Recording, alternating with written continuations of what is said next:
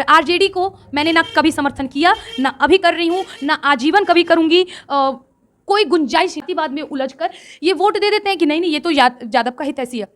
एक बात बताइए, जो अपने आप को कृष्ण का वंशज कहते हैं, जो अपने आप को कृष्ण का भक्त कहते हैं, क्या कृष्ण के गाय का चारा खाने वाला कृष्ण हमारे देश के प्रधानमंत्री आदरणीय नरेंद्र मोदी जी, योगी जी, हेमंता विश्व शर्मा, वैसे लोग जो मेरे धर्म के समर्थन करते हैं, और कुछ चुनिंदा लोग जो कि बीजेपी में होने के बाद भी, जैसा मैंने कहा कि राम के नाम पे राजनीति करने वाले। नमस्कार, मैं सोनू कुमार, आप देख रहे हैं SK24 न्यूज़। हमारे साथ जमुई की बेटी और शेरनी कहे जाने वाली खुशबू पांडे जी हैं। ये कोई पहचान का मोहताज नहीं है और लगातार इन्होंने युवाओं के लिए कार्य करते रहते हैं, प्रेरणा देने की काम करते रहते हैं। अभी कुछ दिन पहले जमुई में ट्रेनिंग देने की बात चल रही थी और इन्होंने दिया भी था। जो ABP तो आप जानते ही होंगे, पूरे हिंदुस्तान के युवा उसमें जुड़े हुए हैं। 2020 से लगातार उसमें प्रयास चल रहे युवाओं को आगे बढ़ाने की। SK24 न्यूज़ में आपको स्वागत है। बहुत बहुत धन्यवाद। आप ABP के तहत ट्रेनिंग दे रहे थे, क्या मकसद था और क्या उसका प्रोपेगेंडा था, थोड़ा विस्तारित से बताएं। हाँ, ज़रूर ज़रूर। सबसे पहले मैं बता दूं कि मैं ABP की में गई हुई थी। मिशन साहसी आते हैं ABP में ही, जिसमें लड़कियों को ट्रेनिंग महिला सशक्तिकरण पे दी जाती है, जहां लोगों को जो सबको पता था कि मैं अच्छा बोलती हूँ, क्योंकि यहाँ पे ऐसा होता था कि भगवत गीता का कथा हमारे मलयपुर में होता था और आखिरी दिन मुझे अपने धर्म के लिए कुछ कहना रहता था, तो उससे लोग जानते थे कि हाँ मैं अच्छा कहती हूँ, बोलती हूँ।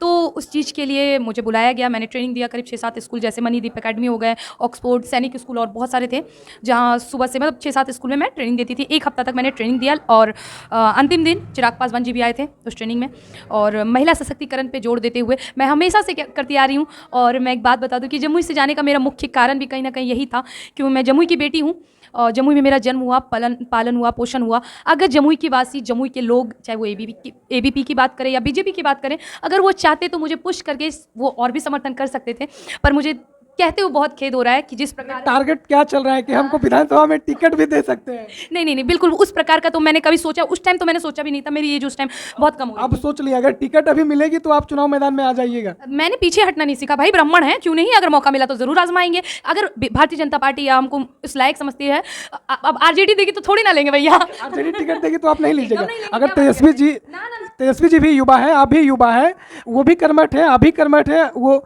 बिहार के लिए काम करते हैं, आप युवाओं के लिए काम करते हैं। अगर आपको बुला के टिकट दिया जाएगा तो क्या कीजिएगा? नहीं, बिल्कुल भी नहीं लेंगे, हम सब अभी मना कर रहे हैं। इतना नफरत क्यों? इतना जो हमारे राम के नहीं वो किसी काम के नहीं, जिनके घर के बाहर पोस्टर चिपके होते हैं राम के विरुद्ध, उनसे हम टिकट लेंगे नहीं।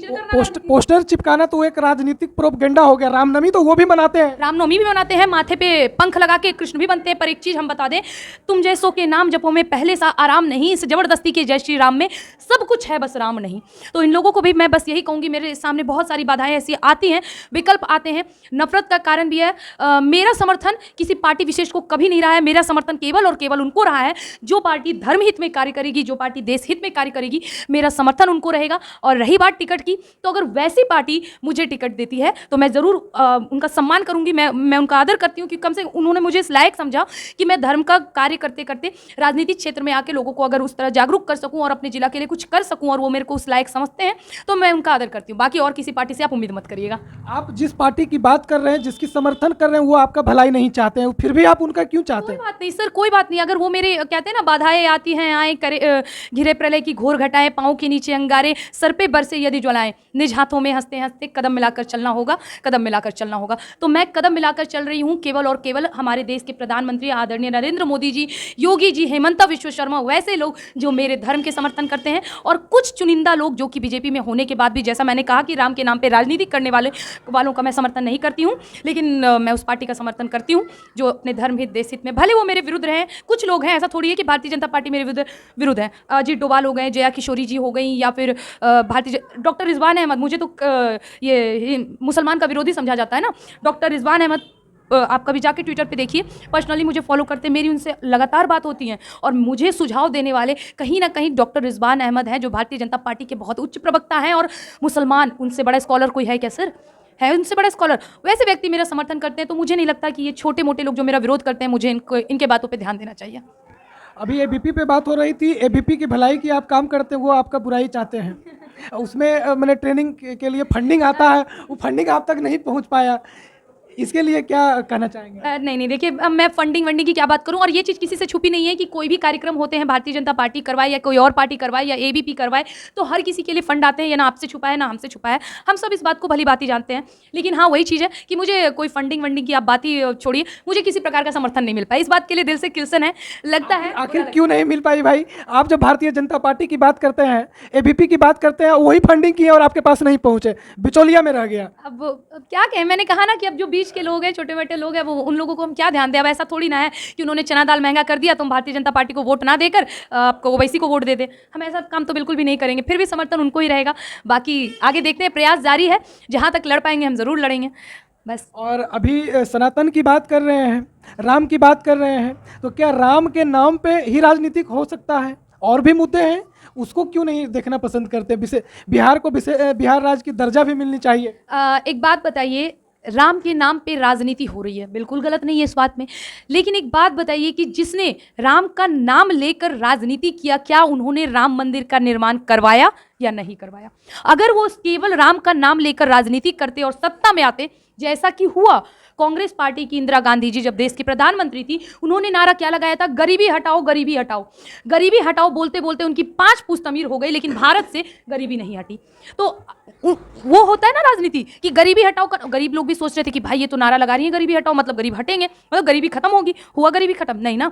लेकिन यही जब राम का नाम लिया गया, जब धारा 370-35 का नाम लिया गया, जब 3 तलाक का नाम लिया गया, जब ऐसे मुद्दों को उठाया गया और इसके नाम पे राजनीति हुई और लोग सत्ता में आए, चाहे वो प्रधानमंत्री जी सत्ता में आए और उन्होंने ये कार्य किया, तो इसे राजनीति नहीं कह सकते हैं। राजनीति तब होती जब राम का नाम लिया जाता और राम मंदिर का निर्माण नहीं होता।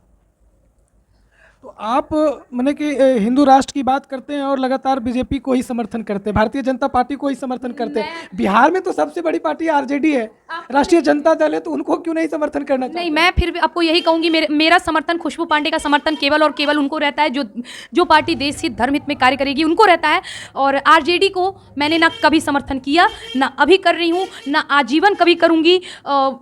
कोई गुंजाइश ही नहीं है। मैंने कहा ना कि मैं दिल्ली में रहती हूँ, मुझे गर्व होता था ये कहते हुए कि मैं उस बिहार की बेटी हूँ जिसने पूरे ब्रह्मांड को राजनीति दिया। मैं उस बिहार की बेटी हूँ जिसने पूरे ब्रह्मांड को शून्य दिया। मैं उस बिहार की बेटी हूँ जिसने आर्यभट्ट को दिया। मैं उस बिहार की बेटी हूँ जिसने विक्रमादित्य को दिया। मैं उस बिहार की बेटी हूँ जिसने नालंदा विश्वविद्यालय दिया। आज मेरा वही सर ये कहते हुए झुकता है कि मैं उस बिहार की बेटी हूँ जहाँ पे एक मुख्यमंत्री ठिप्पा छाप हैं सर।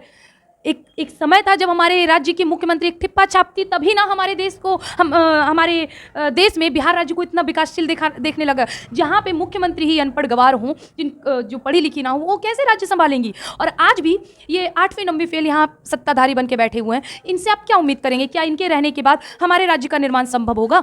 ये तो केवल जात के नाम पर वोट ले रहे हैं। और लोग, सबसे बड़ी कठिनाई की बात है सर बिहार के लोगों की कि ये समझ नहीं पाते हैं, ये इतने भोले हैं कि जातिवाद में उलझकर ये वोट दे देते हैं कि नहीं ये तो यादव का हित ऐसी है। एक बात बताइए, जो अपने आप को कृष्ण का वंशज कहते हैं, जो अपने आप को कृष्ण का भक्त कहते हैं, क्या कृष्ण के गाय का चारा खाने वाला कृष्ण भक्त हो सकता है? और गाय नहीं हो सकता भाई, गाय उनका है तो चारा वही ना खाएंगे। तो गाय का चारा सर, जो चारा आपको गाय को देना चाहिए, आप गाय को मार दीजिए। कब आपने एक गाय की बात करी ना, कब तेजस्वी यादव या तेज प्रताप यादव या लालू यादव, राबड़ी यादव, मिशा भारती, किसने बयान दे दिया कि गौ हत्या बंद करो? किसके मुंह से सुन लिया आपने गौ हत्या बंद करो? ये लोग तो समर्थन करते हैं। भारतीय जनता पार्टी बोलती है कि गौ हत्या नहीं करो, और जो मैंने कि गौ कटने का जो क्या उसको बोला जाता है, बीफ, उसी से चंदा लिया जाता है। सर यही चीज़ तो गलत है ना सर। यही चीज़ के लिए तो हम और आप लड़ रहे हैं कि गाय, जिन्हें हम माता मानते हैं, जिन्हें हम पूजते हैं, जिनमें 33 कोटि देवी देवताओं का वास माना जाता है हमारे सनातन धर्म के अनुसार, उस गाय को इस देश में काटा जा रहा है। और सबसे दुविधा वाली बात यही है सर कि मैं आपको फिर से कहूं कि मेरा समर्थन उस पार्टी को है जो पार्टी देश हित धर्म हित में कार्य करती है। भले देर हो रहा है, लेकिन मैं इस चक्कर में अभी कांग्रेस को समर्थन नहीं कर सकती कि भारतीय जनता पार्टी गौ हत्या बंद नहीं कर रही है। एक बात आपको याद होगा, करपात्री महाराज ने आज जब इंदिरा गांधी करपात्री महाराज के पास आशीर्वाद लेने के लिए पहुंची थी कि मुझे प्रधानमंत्री बनना है, तो उन्होंने आशीर्वाद दिया था, लेकिन एक वादा लिया था कि वादा करो कि जब तुम प्रधानमंत्री बनोगी तो गौ हत्या बंद करोगी। उसने इंदिरा गांधी ने गौ हत्या बंद किया। लेकिन प्रधानमंत्री बनने के बाद जब इंदिरा गांधी संसद भवन में बैठी हुई थी और उनके पास ये बात बताने के लिए करपात्री महाराज के साथ लाखों साधु संत अपनी गाय को लेकर पहुंचे, अपनी गौ माता के साथ, कि गौ हत्या बंद करो, तो उन्होंने सरासर मना कर दिया और सबकी हत्या करवा दी। उस वक्त करपात्री महाराज ने उन लाशों को अपने हाथ में उठाते हुए एक बात कहा था कि हे सत्ता के दिनों, मैंने साधुओं की हत्या को माफ कर दिया, तुमने भगवाधारी साधुओं को मारा, उनकी हत्या मैं माफ करता हूं, लेकिन जो तुमने गौ हत्या किया है इसका भुगतान तुम्हारा पूरा वंश करेगा। इतिहास पलट के देखिए, जब इंदिरा गांधी मरी गोपाष्टमी तिथि था, जब राजीव गांधी मरे गोपाष्टमी तिथि था, संजय गांधी मरा गोपाष्टमी तिथि था। बाकी आगे के समझदार आप खुद हैं। नरेंद्र मोदी जी जब पहली बार बिहार में आए थे पिछले बार चुनाव में, तो उन्होंने बताए थे कि अगर हमारी सरकार बिहार में बनती है तो बिहार में फैक्ट्रियां लगाने का काम करेंगे। और पिछले 2 बार उनकी सरकार बिहार में नीतीश कुमार जी के साथ में बने, 2 मुख्यमंत्री भी उप मुख्यमंत्री भी बने, और इस बार भी 2 उप मुख्यमंत्री बने, मगर 2 फैक्ट्री क्यों नहीं लगी? सर एक बात बताते हैं, जब क्या बात कर फैक्ट्री नहीं लगी, जमुई, आप सिर्फ जमुई को मत घेरिएगा सर, 6 पूरे बिहार की बात कर रहे हैं, जमुई की नहीं। बिहार में बहुत सारे डिस्ट्रिक्ट में चीनी मिल था, वो बंद हो गया, चालू नहीं करवा पाए उन्होंने। क्या चीनी मिल अगर चालू होता तो रोजगार मिलता कि नहीं मिलता? सर आप एक बार आंकड़ा चेक कर लें, आप एक बार गूगल पे जाके चेक करें, क्योंकि मैं अभी आपको डिस्ट्रिक्ट का नाम नहीं बताऊंगी क्योंकि थोड़ी अभी ज़रूरत है। 6 फैक्ट्री का निर्माण हुआ है हमारे राज्य में, और ये रुका भी निर्माण इसी वजह से था क्योंकि समर्थन वापस ले लिया गया था। अगर भारतीय जनता पार्टी सत्ते में रहती तो मुझे विश्वास है कि वो जरूर करती। और मैं आज फिर से आपको कह रही हूँ, चाहे आप इसे धमकी समझें या जो समझें, अगर एनडीए के प्रत्याशी जमुई जिला में आते हैं तो मैं आदरणीय नरेंद्र मोदी जी से हाथ जोड़ के यही निवेदन करना चाहूँगी कि जमुई जिला, जो कि एक जंगली पहाड़ी एरिया भी है, तो यहाँ पे फैक्ट्री का निर्माण हो सकता है, इंडस्ट्रियल एरिया बन सकता है, यहाँ पे फैक्ट्री निर्माण के बारे में जरूर सोचें।